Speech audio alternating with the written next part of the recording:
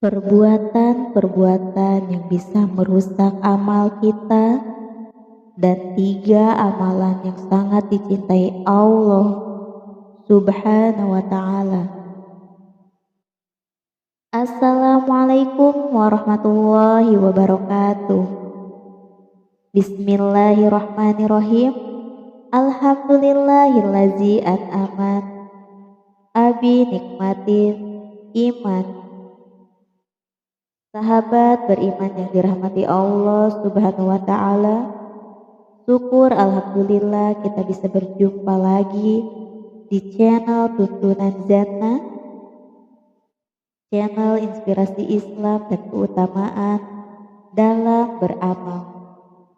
Sholawat dan salam tetap tercurah limpahkan kepada junjungan Nabi besar kita, Nabi Muhammad SAW.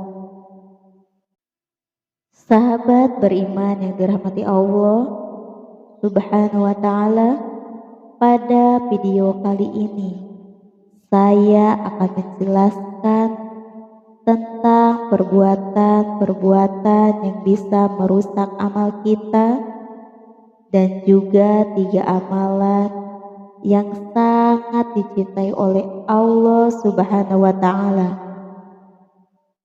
Ada beberapa perbuatan yang bisa merusak amal kita. Yang pertama adalah riya. Riya yaitu beramal bukan ditunjukkan kepada Allah Subhanahu wa Ta'ala, melainkan agar dilihat oleh orang lain. Yang kedua, tasbih. Tasbih yaitu menceritakan amalnya kepada orang lain dengan tujuan yang sama dengan riya. Yang ketiga, beramal ibadah dalam arti khusus namun tidak sesuai dengan tuntunan Al-Quran dan hadis berikutnya. Yang keempat, beramal dalam arti umum yang tidak didasarkan pada ilmu pengetahuan. Amalan-amalan sehari-hari ternyata memiliki keutamaan besar yang telah ditentukan oleh Allah dan Rasul-Nya. Ada 3 amalan paling utama yang sangat dicintai oleh Allah Subhanahu wa Ta'ala. Hadis yang menjelaskan tentang 3 amalan yang paling dicintai Allah disebutkan dari Abu Abdirrahman Abdullah bin Mas'ud radhiyallahu anhu. Dia bercerita, aku pernah bertanya kepada Nabi Muhammad SAW, amal apa yang paling dicintai Allah Subhanahu wa Ta'ala? Beliau Rasulullah SAW menjawab, salat pada waktunya.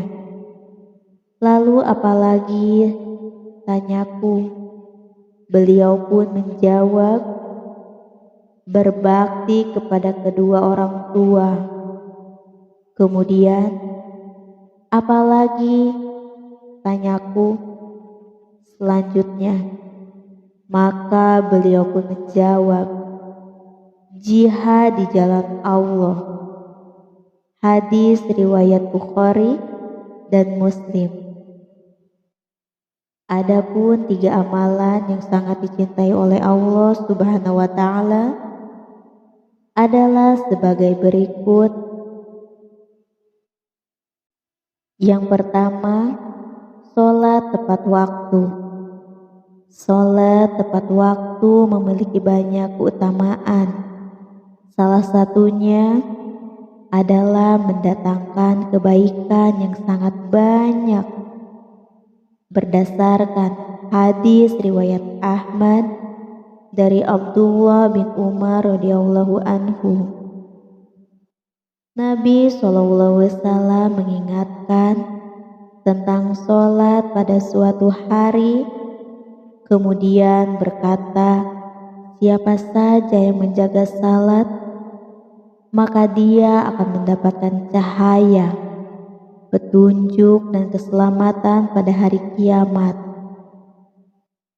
Sedangkan siapa saja yang tidak menjaga sholatnya, dia tidak akan mendapatkan cahaya, petunjuk dan keselamatan. Pada hari kiamat nanti, dia akan dikumpulkan bersama dengan Qarun, Fir'aun, Haman dan Ubay bin Khalaf. Yang kedua, berbakti kepada orang tua di dalam buku amalan-amalan soleh yang paling dicintai Allah oleh Abdullah Hasan. Seorang anak memang tidak akan bisa melunasi jasa orang tua meskipun ia memiliki harta dan seluruh jiwa raganya. Tugas seorang anak adalah berbakti dengan memenuhi hak-hak mereka dengan ikhlas. Allah Subhanahu wa Ta'ala berfirman, yang artinya, sembahlah Allah dan janganlah kamu mempersekutukannya dengan suatu apapun, dan berbuat baiklah kepada kedua orang tua, ibu dan bapak, takrib kerabat anak-anak yatim, orang-orang miskin, tetangga yang dekat dan tetangga yang jauh, serta teman sejawat, ibnu sabil dan hamba sahayub. Sesungguhnya Allah tidak menyukai orang-orang yang sombong dan membangga-banggakan diri.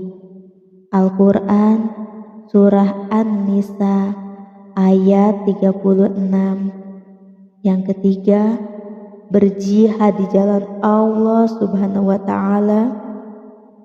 Di dalam Al-Quran Surah Al-Anfal ayat 74, Allah Subhanahu wa Ta'ala berfirman, yang artinya, dan orang-orang yang beriman dan berhijrah serta berjihad pada jalan Allah, dan orang-orang yang memberi tempat kediaman dan memberi pertolongan kepada orang-orang muhajirin mereka, itulah orang-orang yang benar-benar beriman. Mereka memperoleh ampunan dan rezeki, nikmat yang mulia. Al-Quran Surah Al-Anfal ayat 74. Hadis Abu Sa'id Al-Khudri radhiyallahu anhu, Rasulullah Shallallahu alaihi wasallam bersabda, siapa di antara kalian yang melihat suatu kemungkaran, maka hendaklah ia mengubahnya dengan tangannya. Apabila tidak mampu, maka dengan lisannya. Apabila tidak mampu, maka dengan hatinya. Dan itulah selemah-lemahnya iman.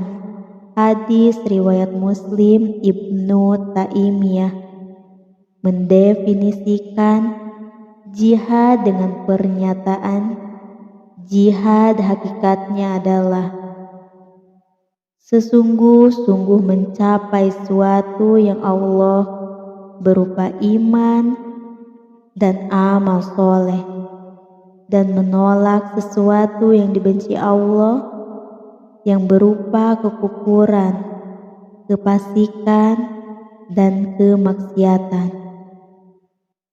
Banyak sekali amalan-amalan yang dapat kita lakukan Saking banyaknya Allah sebutkan 3 amalan yang paling sederhana yang Allah perintahkan untuk kita supaya bisa tetap istiqomah.